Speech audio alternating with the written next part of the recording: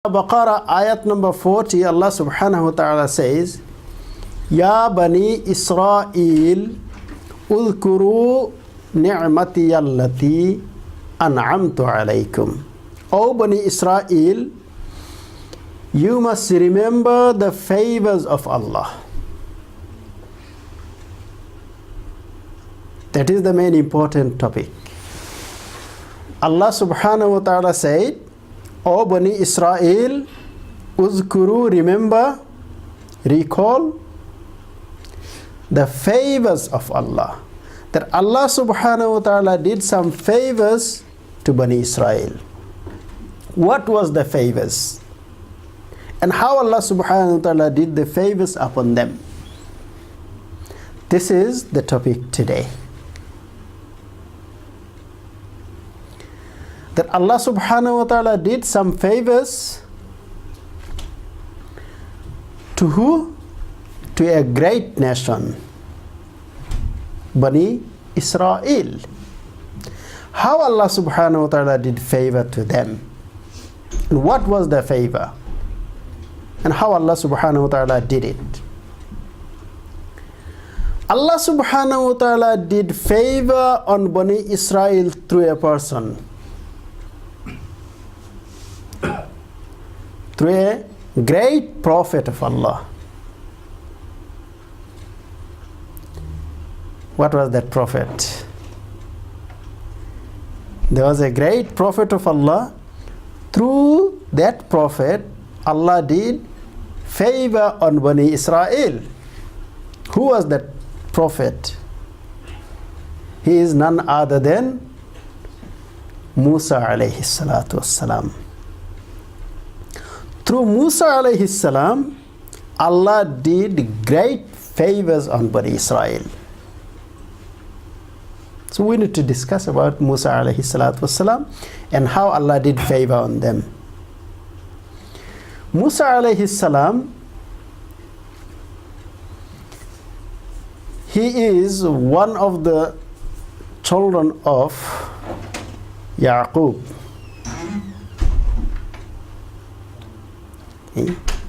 So Yaqub alayhi salatu wasalam had another son. He was a prophet.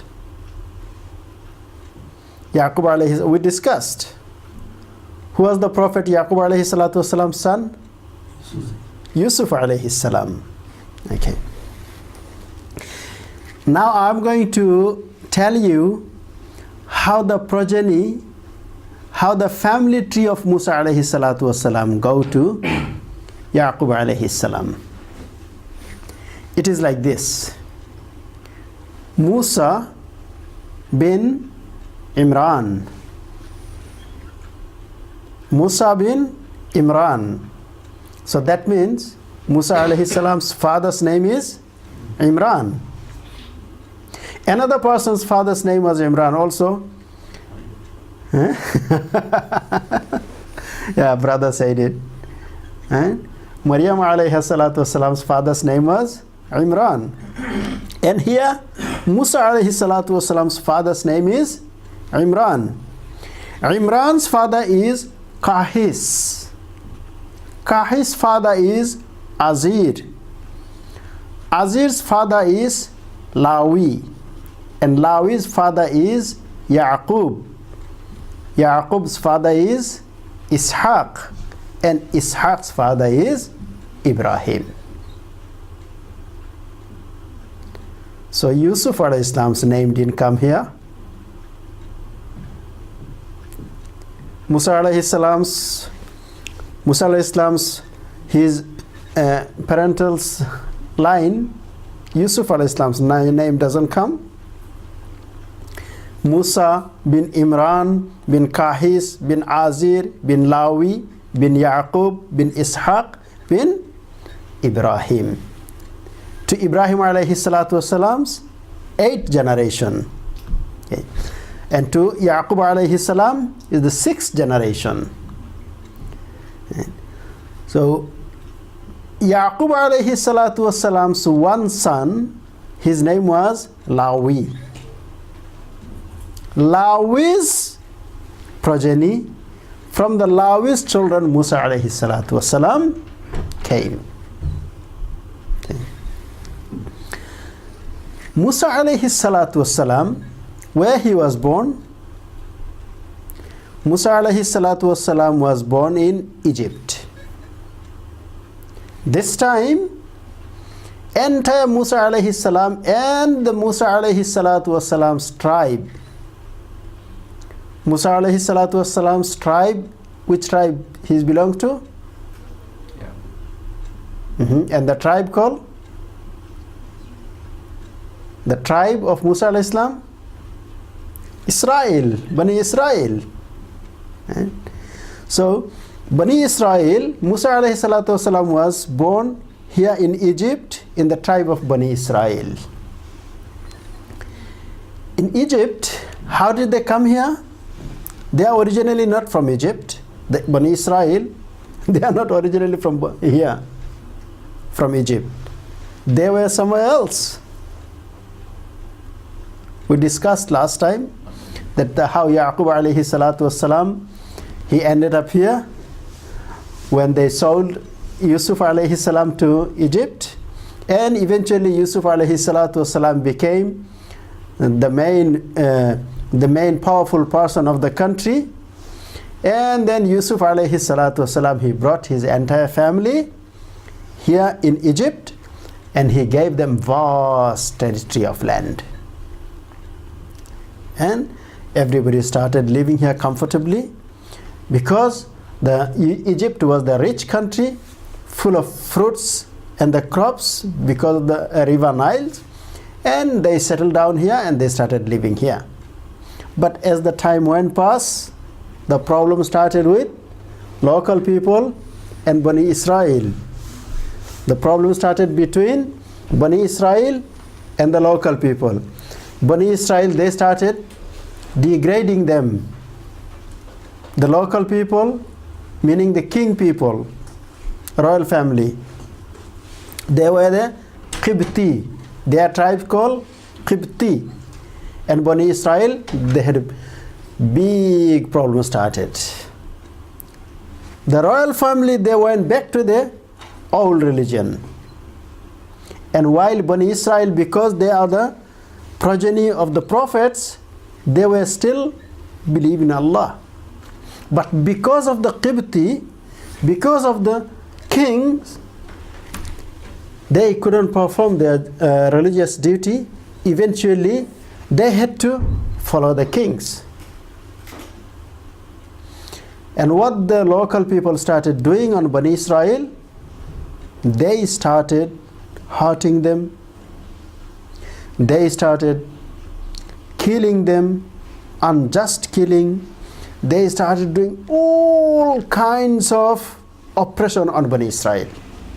And entire Bani Israel, the whole nation, the king made entire Bani Israel the slaves. So from morning till evening, they work and work and work. They don't get no pay. Plus they get beaten up. They get all kinds of abuse. They still have to stay here. Once upon a time, the Bani Israel, they were the ruling party of the country when Yusuf alayhi salam was there. Now Yusuf alayhi salam gone, they became slave. So there was a problem all the time between the Qibti and Bani Israel. And the kings of Egypt, their title was Pharaoh. One day, the Pharaoh had a dream. Pharaoh had a dream that a big flames of fire started coming out from Baytul Muqaddas, from Palestine. And the huge number of fire started coming all the way, and it came to Egypt and burned down the whole, all the palaces of the kings and all the Qibti nation. Pharaoh had a dream. That was his dream. everything is burned down. Then everywhere the ash and the flames and the smokes. But nothing happened to the Bani Israel. That fire didn't even go to Bani Israel's locality. What does it mean? What is the interpretation of this dream? So the Pharaoh, he called all his astrologers, those people, they interpret the dream. They came, they said to the king, your dream means a child will be born from Bani Israel and will destroy your kingdom.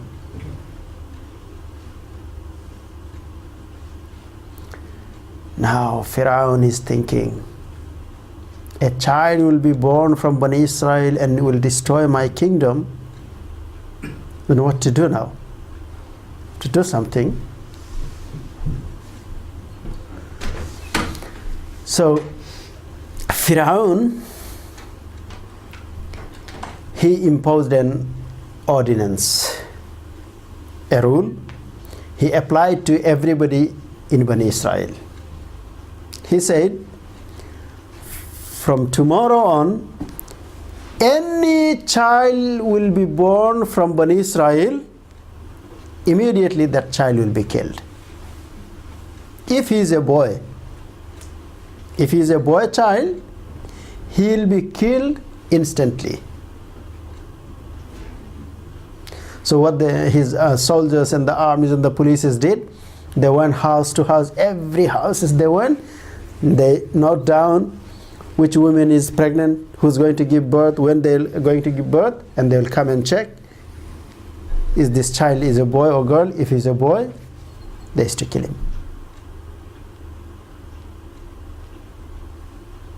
As the time went past, those advisors of Pharaoh came to him and they told him, do you know what you did? You made a damage for us. He said, what did I did damage to you people? They said, because you started killing all the male child from Bani Israel. Who's going to work for us now? There is nobody to come and work. So entire progeny, entire generation of Israel is dying off, diminishing. Now what to do now? Okay, the Pharaoh says, let's do one thing then. We will keep 1 year on, 1 year off. 1 year on, 1 year off. Meaning, 1 year we won't kill any child. Whoever is born will stay alive. And the next year, whoever will be born, all the male child will be killed. They said, okay, that's fine, that's a good idea. So, the year that they didn't kill no child, that year, Musa alayhi salatu wasalam's brother was born. Who was his brother? Harun alayhi salam. So Musa alayhi salam's brother is Harun alayhi salam. So Harun alayhi salatu wasalam is his big brother. Okay. Now,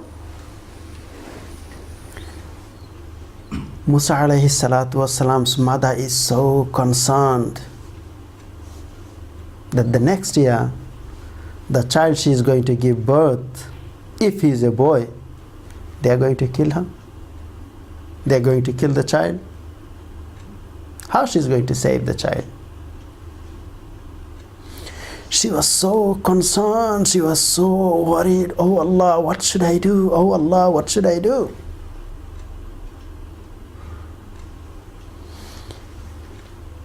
Allah subhanahu wa ta'ala told her in her vision that you are going to give birth to a baby boy. It made her more concerned that she's going to give birth to a boy. Then how she's going to save the child?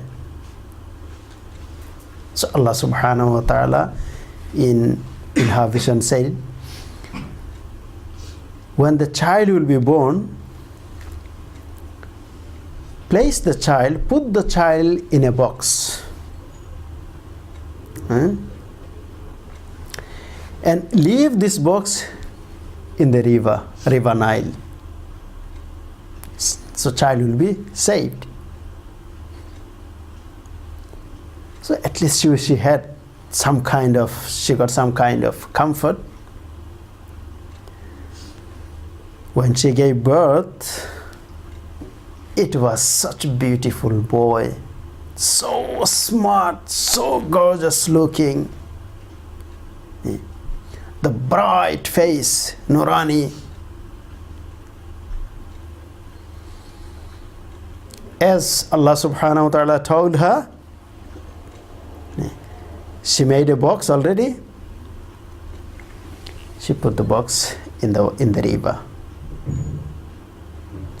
When these people came, the people of Pharaoh came to see how's the child, what kind of child. They didn't find no child, so they were thinking maybe the child is not born yet. They went away. As soon as they gone, she used to go to that box and feed the child. And then when they comes, she used to let this box go. And she had a rope connected with the rope with the box, so she used to pull the rope so the box can come to her when she needs to feed the child. As she was doing like this, one day it so happened that when she let the box go, she didn't tie it up, and the box started floating. Box started floating in the river. And it was passing the palace of Pharaoh. When people saw this beautiful box, they picked up the box and they were shocked to see something, a small child in the box. They took the child to the palace. So the Pharaoh's wife, when Pharaoh's wife saw the box and the child, she was in love with this child. Wow, such a beautiful child. Pharaoh said, no, we can't keep the child, we need to kill the child. But his wife said, no, we have to keep this child alive. Maybe this child will do some good to us. And such a beautiful child, I want to look after the child. Pharaoh wasn't agreed, but because of his wife's insistence, he says, okay, you look after the child then. What was the Pharaoh's wife's name? You say. What was the Pharaoh's wife's name? Asiya. Yes. Okay. Pharaoh's wife's name was Asiya. She is one of the women of Jannah. Right? There are 4 women of Jannah. One is Asiya. Other one is Maryam. Another one is, who's another one? Slave of Fatima. Okay, and the 4? I'm not gonna say, find out. Okay, and say me the 4 women of Jannah. 3 we found out, 1 is still left. Right? Let's see who can find out. Okay. Musa alayhi salatu wassalam's mother's name was Ayarekha.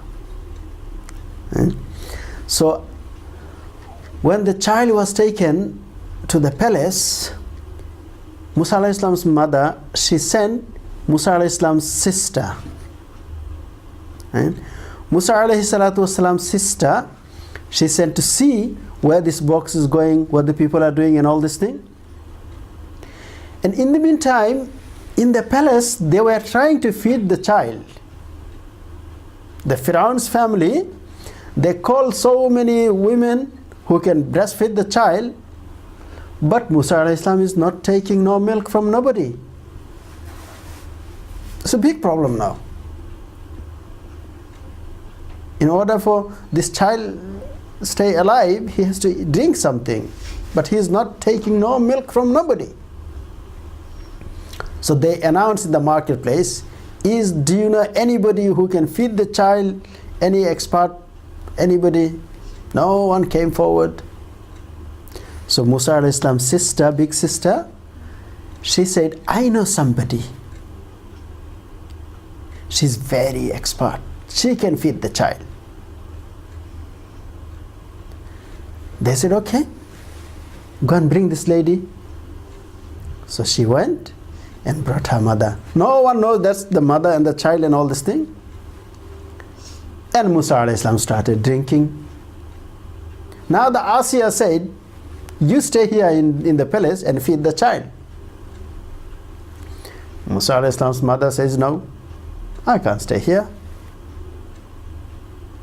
I can't stay here. I got my own family to look after. Then what to do? So she said, okay, every time whenever the child needs to drink, send the child to my house, and when he's full stomach, then your people can bring the child to the palace and you can play with the child. You see how Allah subhanahu wa ta'ala worked? This is how Allah worked. That Pharaoh, he wanted every child should be killed, but Allah subhanahu wa ta'ala is raising the Musa alayhi salam in his own palace. And this Musa is going to be his destroyer, his killer. Pharaoh, of course, he was so powerful. Their idea was, Pharaoh's, in some extent, he used to say he himself is the God, Allah. Ana rabbukumul a'la. Pharaoh used to say, Ana rabbukumul a'la. Why? Because they used to say that the God himself lives with the king. God, in the form of a king, he rules the whole world. So the king, if you worship the king, meaning you worshipping the God. So Musa alayhi salatu was salam, Musa alayhi salam was growing up in the palace. But one thing that was creeping Musa alayhi salatu was salam's mind, always it was hurting him, when he saw the injustice of Bani Israel. The injustice of Bani Israel they used to do every day. It used to hurt Musa alayhi salatu wassalam. So while as a young boy, he was walking around the palace, and one day he saw two persons were fighting between themselves. One is the Israeli and the other one is Qibti. So these two, they were fighting each other. So Musa alayhi salatu wasalam said to the person, why you people are fighting? So the Bani Israel person says, look, he is doing injustice to me. Unjustly, he is hitting me. This has happened sometime because the Qibtis are the ruling party, and the Israelis are the slaves. So always these people will take advantage. There are so many countries. You know, there is one country called South Africa. In South Africa, that was the apartheid regime. Before Mr. Mandela came to power, right, it is to call the apartheid. What is apartheid? Every city, there are so many big country. I think the double of the size of Great Britain, or maybe more than that. So any black people, or any black people together with Indian face people, that before you enter the city, everywhere there was a lighthouse. They used to call it lighthouse. in that small house, it is like, big monument. Right? From the top, they can see who's coming, who's going, who's coming, who's going, who's entering the city, who's leaving the city. So there is in the entrance of the city, these guards are sitting here. Right? So the guards will write down your name. You are entering the city. If you are black or Indian, and why you are going to the city, which shop you are going to do, your shopping and all that stuff, you'll write down what time you leave. If you say, I will leave the city at 2 o'clock, and you didn't leave yet, it is maybe 2:15, the white people used to beat anyhow they feel comfortable with. They used to beat the person. And not only that, elderly, the young of the white people, white children, they used to abuse them, beat them, hit them. And if the person says, why are you hitting me? They used to put him in jail, and years go by. That was the apartheid. That was the bad time. And yet, they are the minority. Whites are the minority in South Africa. The majority is black. So that type of... So when people are in power, people can do whatever they want to. They did same thing to this Israeli person. So Musa alayhi salatu wasalam, he intervened.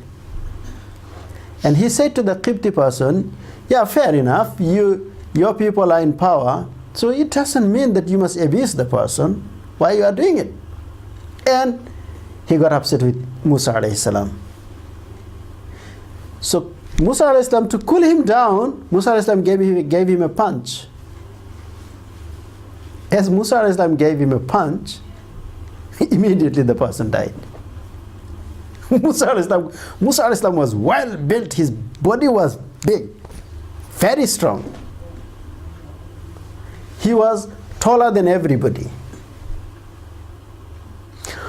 When the person died, Musa alayhi salam got shock of his life. Oh Allah, he didn't mean that the person to die. He was just punch him so he can go away and stop the fighting. But he died in front of him. Musa alayhi salam was scared.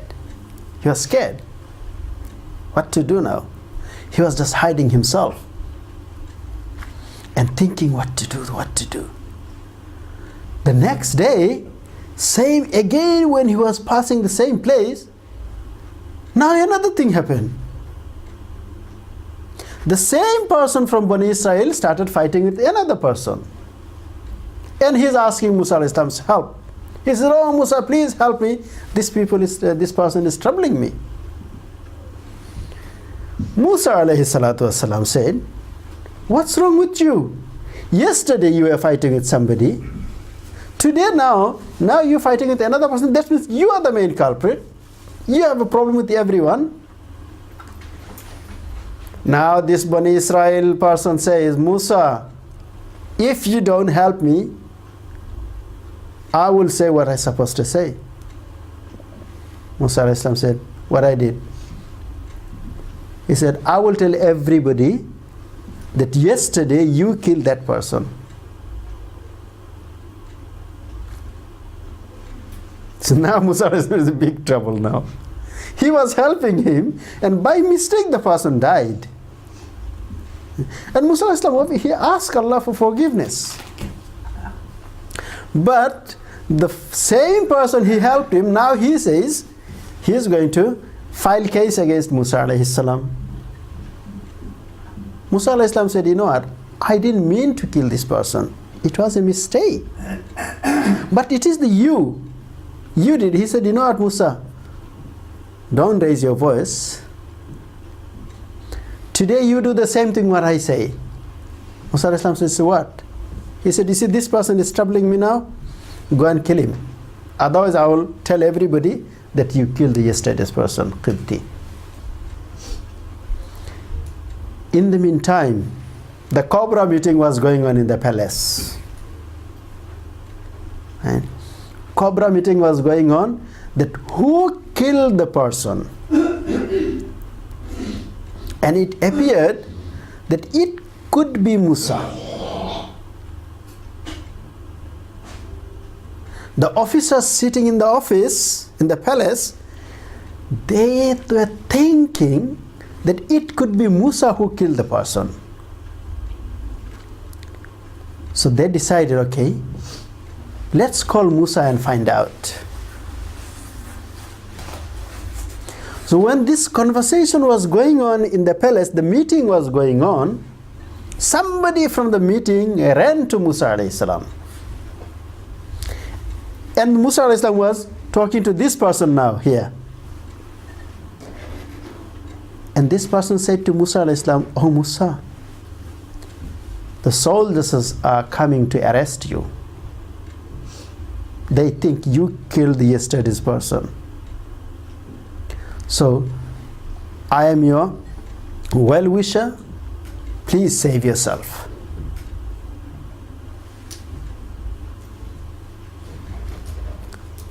When Musa alayhi salatu wasalam received this news, he had to save himself. Musa alayhi salatu wasalam immediately started running. He started running and running and running and running. He left the whole country, entire country. He crossed the border. Where did he go?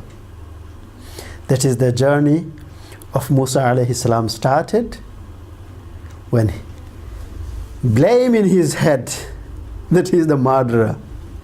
Although it wasn't his fault, but blame on his head. Now what will happen? Anybody who finds him, he'll be crucified. So he left the country. Where did he go? Palestine. Okay, and where did he say? Madain. Any other opinion, Mama?